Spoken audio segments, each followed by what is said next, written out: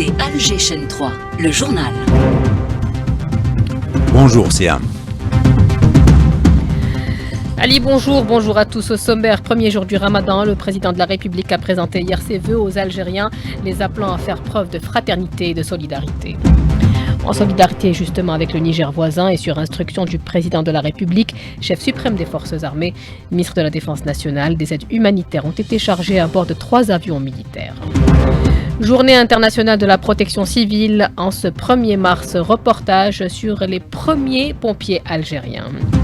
À Raza, l'antitessionniste semble vouloir saboter la deuxième phase de l'accord qui prévoit l'arrêt total de la guerre. Et puis sport football, le Mouloudia d'Alger est tranquillement installé sur son fauteuil de leader de la Ligue 1.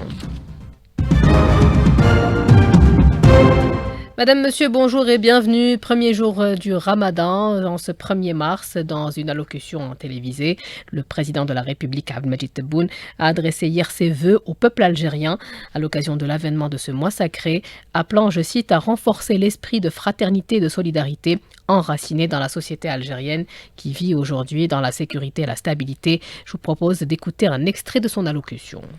Bismillahirrahmanirrahim. وصل اللهم وسلم على حبيبنا وإمامنا ونبينا سيدنا محمد ألف صلاة وألف سلام عليه.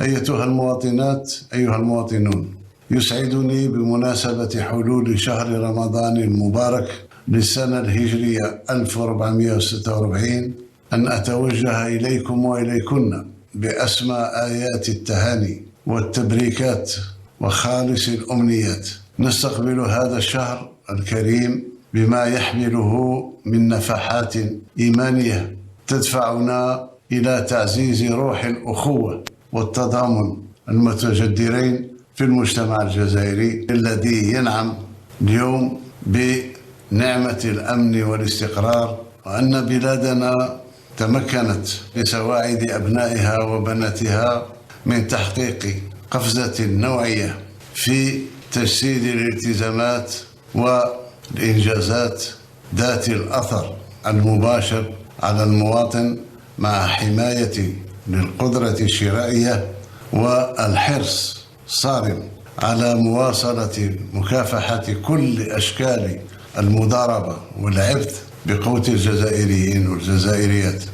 كما لا يفوتني بهذه المناسبة العطرة أن أتوجه إلى أبنائنا وبناتنا في المهجر بخالص التهاني وراجيا من المولى عز وجل أن يتقبل منهم الصيام والقيام، دون أن ننسى أشقائنا في فلسطين الجريحة بالدعاء لهم أن يسهل الله ظروفهم ويرفع عنهم المعاناة وأن يوحد صفوفهم. صح صيامكم، رمضان كريم وكل عام وأنتم بخير.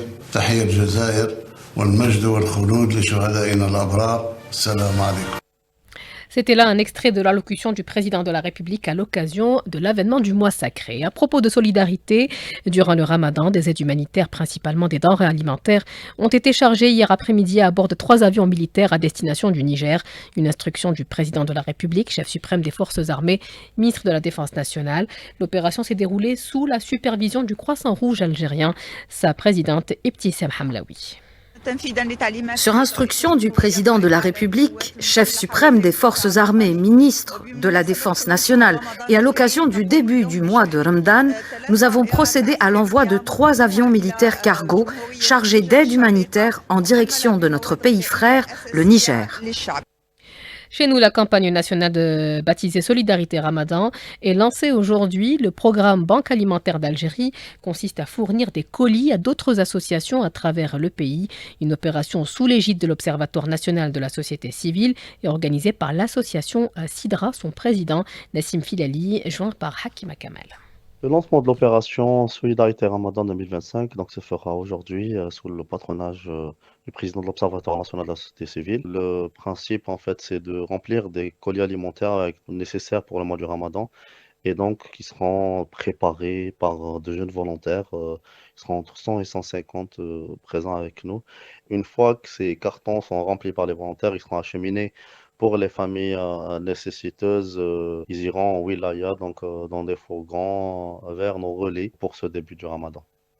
À Constantine, l'association Sunbula d'aide aux malades cœliaques assure à ses adhérents un couffin d'aliments compatibles avec le régime sans gluten. Hayat Kerboua. Beaucoup d'associations d'aide aux malades mettent les bouchées doubles pour être aux côtés de leurs adhérents durant ce mois de Ramadan. L'association Sunbula d'aide aux malades cœliaques ne déroge pas à la règle en distribuant des produits sans gluten à la veille de ce mois de jeûne. Écoutons Salima Kassama, pharmacienne de formation et présidente de l'association Sunbula. La maladie cœliaque est une maladie chronique auto-immune dont le traitement ne nécessite pas la prise de médicaments. Le seul traitement est le régime exempt de gluten, c'est-à-dire sans gluten à vie. Les produits sans gluten se faisaient rares, mais maintenant ils sont disponibles et fabriqués en Algérie, mais un peu chers. Notre association active depuis 2015, c'est une association de sensibilisation des malades, mais cela ne nous empêche pas de leur offrir des produits sans gluten variés sous forme de couffins. On a distribué 250 couffins et le nombre ne fait qu'augmenter. Les actions de l'association Sunbula favorisent donc la prise de conscience des malades et les aident à mieux observer leur régime, un régime strict, sans gluten, un régime incontournable et seul traitement efficace. Constantine Hayat Kerboua, Alger 3. Et contrairement à ce que l'on croit, le repas du suhour est tout aussi important que le ftour, voire plus. Quelles sont alors les habitudes des Algériens avant l'aube? Reportage signé Soraya Roslan.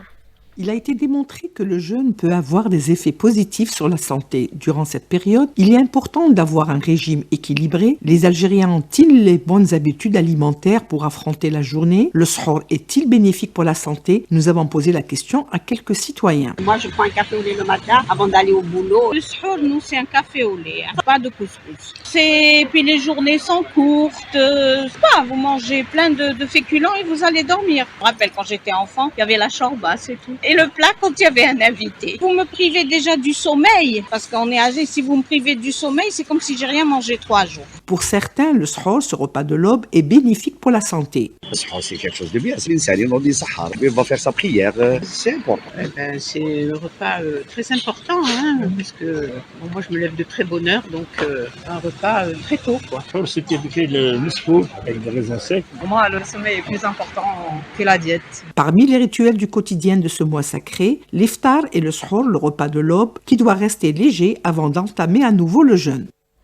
En Oran, l'effet de la mise en service de la récente mise en service de la station de dessalement d'eau de mer se fait déjà ressentir. L'alimentation en eau potable s'est considérablement améliorée ces derniers jours. Le point avec Oussama Helli, directeur de la Société de l'eau et de l'assainissement d'Oran, la CEOR.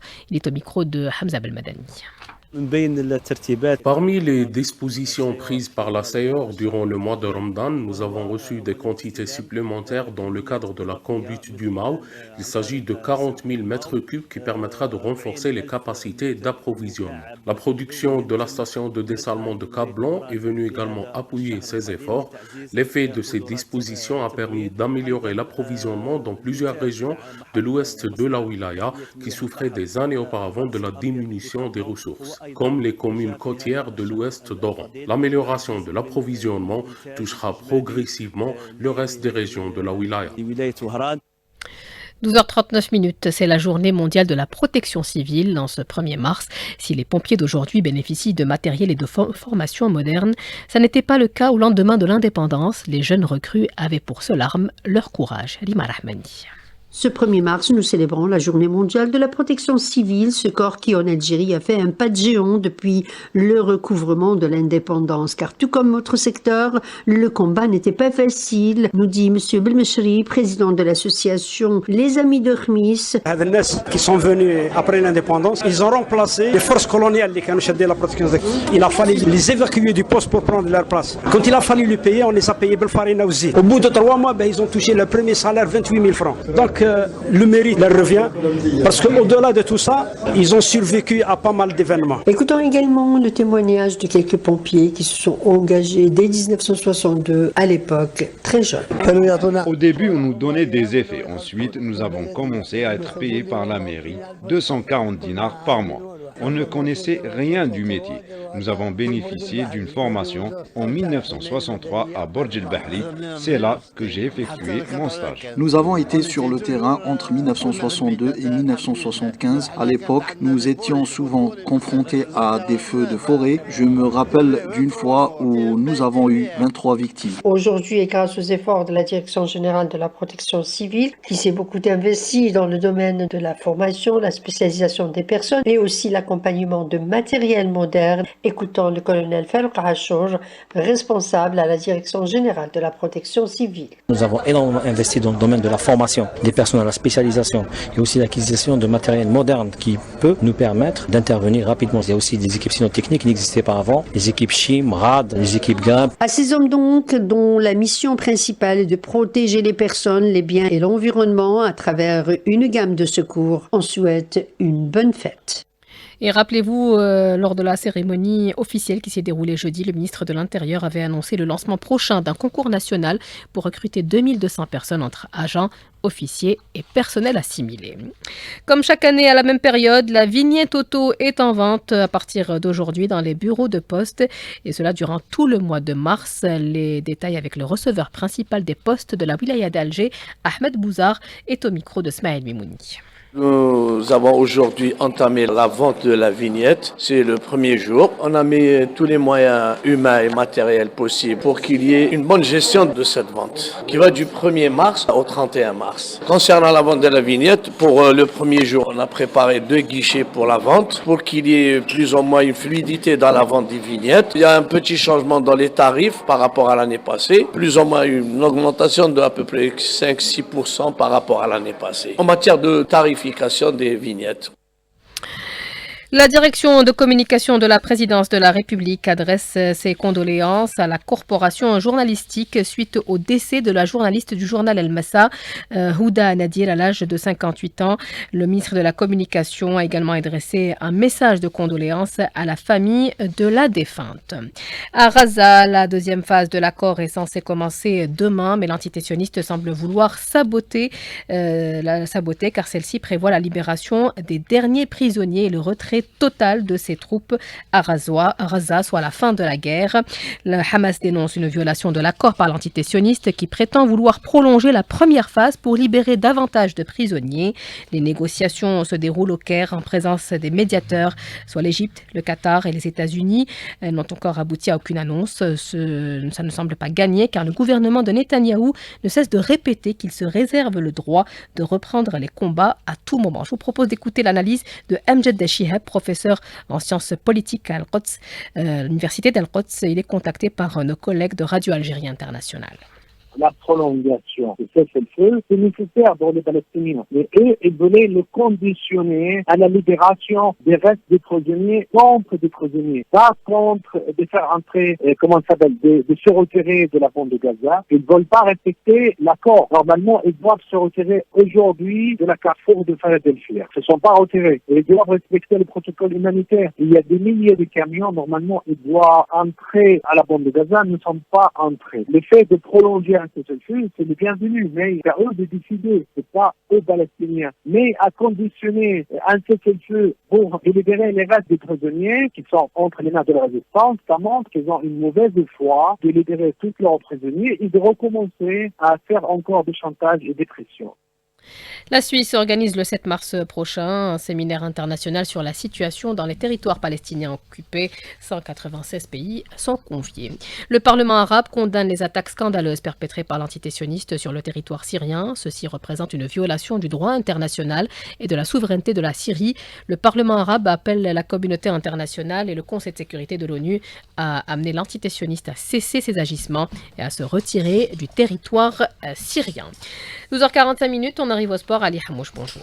Bonjour Siam. Alors, on commence par la Ligue 1, la 18e journée, et le Mouloudia d'Alger qui est confortablement installé sur son fauteuil de leader. Et le Mouloudia d'Alger, donc, qui consolide sa première place après sa victoire hier, 2-1 face au CS Constantine. C'était au stade du 5 juillet. Une précieuse victoire dans ce choc de la 18e journée. C'était d'ailleurs le dernier match de cette 18e journée qui avait débuté mardi passé. Pourtant, c'est le CS Constantine qui avait ouvert la marque à la 4e minute par Tamine avant que l'Ivoirien Kypré n'égalise pour le Mouloudia à la 11e minute de jeu. Et en deuxième mi-temps, la nouvelle recrue du Mouloudia d'Alger, Bangora, qui a inscrit un deuxième but à la 72e minute de jeu. Et ainsi, le Mouloudia d'Alger qui reste avec 5 points d'avance sur son poursuivant direct, le Shabab Riyadi de Belouizdad. Et de son côté, la JS Kabylie s'est imposée à domicile 2-1 face au Parado Athletic Club. Un succès qui permet à la JS Kabylie de mettre fin à une série de 4 matchs sans victoire et de se hisser à la 3e place au classement en compagnie de l'USM Alger. Et on reste avec le foot. Il y avait également 2 matchs comptants pour la 21e journée de Ligue 2 et pour le groupe Centre-Ouest avec la victoire du CRT Mouchent à l'extérieur face à l'US Charge 3-1 et ce match nul entre le SCAF Remis Miliana et la JSE Le Bière, 2 buts partout. Voici à présent de quoi animer vos soirées ramadanesques. Si vous êtes du côté de Tizi Ouzou, le théâtre régional Katab Yassine a dévoilé son programme durant tout le mois. 19 pièces au total sont programmées. Voici les détails avec Mohamed Haouchine. Au total, 19 pièces théâtrales ont été programmées à cet effet et seront jouées par plusieurs troupes de la wilaya de Tizi Ouzou, mais aussi d'autres wilayas tels que Béjaïa, Boumerdès, Constantine, Annaba, Alger et Sétif, comme le confirme le directeur du théâtre Katab Yassine, Abdrahman Zaboubi. Le programme de Ramadan de cette année est constitué de 2 volets. Le premier volet, c'est le théâtre pour adultes et le deuxième, c'est le théâtre pour enfants. Pour enfants, on a 6 spectacles et pour le reste, donc 13, c'est pour adultes. Le prix des entrées? C'est toujours 100 dinars, c'est symbolique. De son côté, le directeur technique du théâtre Katab Yassine, Hussein Haddou, nous rappelle l'ambiance particulière de ces soirées théâtrales à Tizi Ouzou, tout en affirmant que les familles pourront désormais acheter leurs billets online ou par carte interbancaire. Par rapport à la billetterie, il y aura la billetterie le paiement par carte CIB et aussi le lancement logiquement officiel de la billetterie électronique aussi pour ce mois de carême. On aura le lancement des achats online normalement à partir du premier jour du mois de carême. Il est à noter que le premier spectacle est programmé pour jeudi prochain avec un très beau monologue de l'humoriste bien connu de Béjaïa, Massilou Hema, programmé donc pour jeudi 6 mars à partir de 22h. Tizi Ouzou, Mohamed Haouchine pour Alger Chaîne 3. Merci d'avoir suivi ce journal réalisé par Ahmed Dadou et Amine Segni. Merci également à Klimo qui était aujourd'hui à la technique, Tahlef comme à la régie d'antenne, Yassine au streaming vidéo. Le point météo tout de suite, c'est avec Amine Mounir. Très bonne suite des programmes sur la chaîne 3.